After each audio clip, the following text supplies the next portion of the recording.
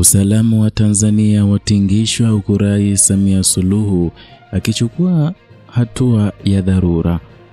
Ujambo na karibu kwa taarifa zetu za Kenyascope, na tafadhali kumbuka kusubscribe.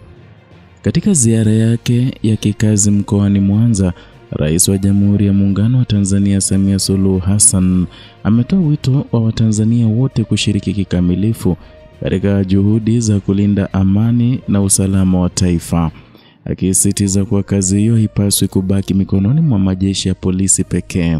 Kauli ameitoa Ijumaa Juni tarehe 20 na katika mkutano wa hadhara na walinzi wa jadi maarufu kama sungusungu uliofanyika katika viunga vya jiji la Mwanza. Rais Samia ametambua mchango mkubwa wa sungusungu katika kudhibiti vitendo vya kihalifu, hasa katika maeneo ya vijijini ambako mara nyingi vyombo vya usalama vya serikali huwa na changamoto za kuwafikia wananchi kwa haraka. Ametoa wito kwa walinzi hao wa jadi kushirikiana kwa karibu na vyombo vya dola kwa njia ya kisheria na kuzingatia haki za binadamu ili kuimarisha hali ya utulivu na mshikamano wa kitaifa.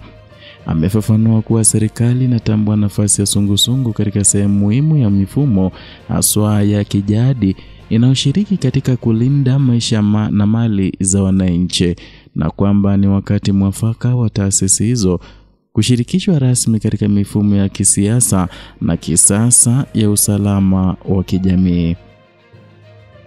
Kwa mujibu wa rais, ni lazima walinzi wa jadi wasijihusishe na vitendo vya kujichukulia sheria mikononi au kuendesha shughuli kwa misingi ya visasi na ubaguzi, bali wazingatie misingi ya utawala wa sheria. Na katika hatua ya kuonyesha dhamira ya serikali katika kuimarisha uhusiano kati ya sungusungu na vyombo vya usalama, Rais Samia ametangaza kuwa serikali itatoa mafunzo maalum kwa walinzi wa jadi ili kuwawezesha kufanya kazi kwa weledi. Aidha, ameeleza kuwa hatua zitachukuliwa kuwapatia vifaa vinavyohitajika katika utekelezaji wa majukumu yao pamoja na kuwaunganisha rasmi na vyombo vya dola kwa uratibu bora wa shughuli za ulinzi katika ngazi ya jamii. Ziara ya Rais Samia inalenga kufuatilia utekelezaji wa miradi ya maendeleo, kuwasikiliza wananchi na vilevile kujadili changamoto mbalimbali zinazokumba jamii ya Mwanza, hususan katika maeneo ya usalama, afya, elimu na miundombinu. Viongozi wa kimila na sungusungu waliokuwepo kwenye mkutano huo walipokea kwa mikono miwili kauli hiyo ya rais, wakitafsiri kuwa ni hatua ya kihistoria inayothibitisha kuwa serikali inatambua mchango wa taasisi za jadi katika kuimarisha utawala bora na vilevile usalama wa taifa.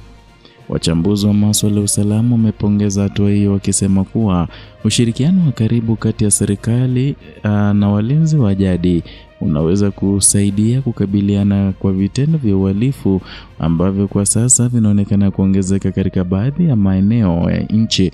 Wameeleza kuwa kwa kushirikisha sungusungu kwa njia rasmi na ya kisheria, serikali imeongeza ufanisi katika juhudi za kulinda amani na utulivu wa taifa.